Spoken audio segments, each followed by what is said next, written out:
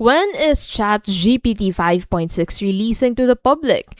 ChatGPT 5.6 is finally here. Let's break down its release timeline, new variants, improvements, and what it means for creators. So, ChatGPT 5.6 entered preview on June 26 and officially launched worldwide on July 9 after government cybersecurity reviews. 3 variants are available: Luna for speed and budget, Terra for balance, workflows, and Sol for maximum reasoning power.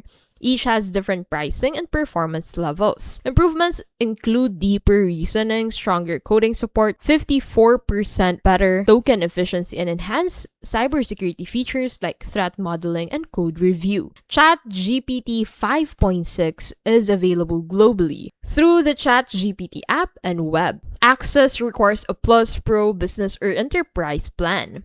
Creators can use it for faceless video scripts, freelancers for coding, and research and business for structured workflows. Each variant fits different needs.